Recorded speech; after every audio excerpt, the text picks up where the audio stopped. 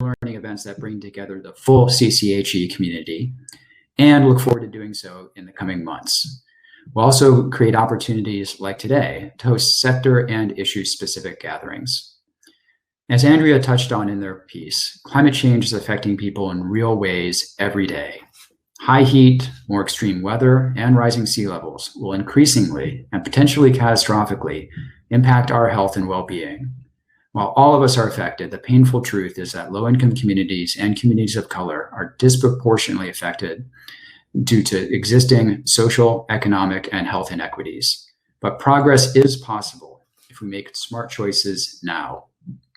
That's why in 2019, Kresge, along with our partners ISC, Ross Strategic, and Metropolitan Group, and others, combined our efforts through the CCHE initiatives to support groups like yours doing crucial work to shift policies, systems, and practices that will have lasting impacts on climate, health, and racial equity, and help create a more just planet for everyone. Through the CCHE initiative, we aim to build the capacity of hospitals, healthcare systems, and public health institutions to become more climate resilient, activate healthcare and public health practitioners to influence climate policy, and strengthen community-based leadership. At Kresge, the transformative work we seek to advance through CCHE is squarely situated within our mission, values, and multidisciplinary approach to expanding opportunities for people with low incomes in America's cities. Throughout all of our programs, we support creative new approaches that show promise in solving persistent challenges. We partner with others to devise and implement solutions, leverage collective insights, networks, and resources. We value and include everyone's backgrounds and perspectives while centering equity in all its forms. While work at the intersection of climate change, health, and equity is not new for the Foundation, we created this initiative in response to what we learned by working with and listening to partners like you. We were intentional about building a body of work that attempts to integrate ideas and people across disciplines and sectors. We've set our aspirations high, but we believe that by working together, we can drive systemic change and improve the health and well-being of all communities, particularly Black, Indigenous, and other communities of color who are disproportionately affected by environmental hazards and climate impacts. Before we introduce our incredible keynote speaker, we thought it would be important to take a moment to acknowledge everything that has taken place in the past year. Especially in light of the most recent mass shootings that took place this month, we'd like to take a moment to recognize the victims of those attacks, all the victims of racist hate, and all the people we've lost to COVID-19. Please join us by taking a moment of silence to honor their lives.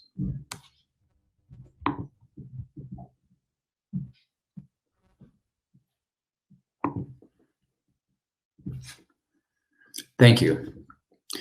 We'll continue to remember those we've lost and continue to forge ahead, doing the work that is necessary to create a more just and equitable future for all of us in their honor. With that, I'd like to pass it to Monica Valdez Lupi, who will introduce our keynote speaker. Many of you have already met Monica, but for those who haven't, Monica joined the Foundation last fall as the new managing director of Kresge's health program, following the retirement of David Fukazawa. She brings to her role more than 20 years of experience in public health, most recently serving as senior fellow at the De Beaumont Foundation and as a senior advisor to the CDC Foundation in its COVID-19 efforts. Prior to that, she led the Boston Public Health Commission, and we're thrilled to have her on our team at Kresge and delighted she could be with us today. Monica? Thank you so much, Chris, and welcome to everyone who's joined us today for our CHE convening. It's truly an honor to be with you all today and to be able to introduce our opening keynote speaker, Dr. Camara Jones. Dr. Jones is a family physician and epidemiologist whose work focuses on naming, measuring, and addressing the impacts of racism on the health and well-being of the nation. She's past president of the American Public Health Association and was the 2019-2020 Evelyn Green Davis Fellow at the Radcliffe Institute for Advanced Study at Harvard University. She's also taught at the Harvard School of Public Health, Morehouse School of Medicine, and Rollins School of Public Health, and served as a medical officer at the Centers for Disease Control and Prevention. Dr. Jones, the article that you wrote on the levels of racism and a framework for how we approach health inequities was really part of my formative development and learning while working at the Boston Public Health Commission. You actually came and met with all of us to present your framework many years ago, and it was foundational in our journey as the health department in acknowledging the role that we played in perpetuating institutional racism through the structural barriers that existed in our public health programs.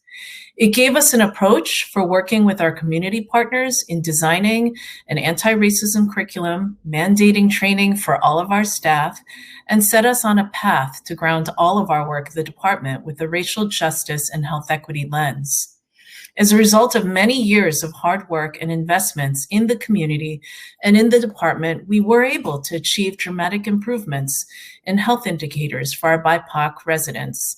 Asthma hospitalization rates, infant mortality rates, among others, reduced. On behalf of Bostonians and all of our partners across the country and our CHEAP participants, I wanted to thank you for your inspirational work and your leadership in fighting against racism, and for reminding us that we need to remain vigilant and use this moment in time to accelerate our efforts.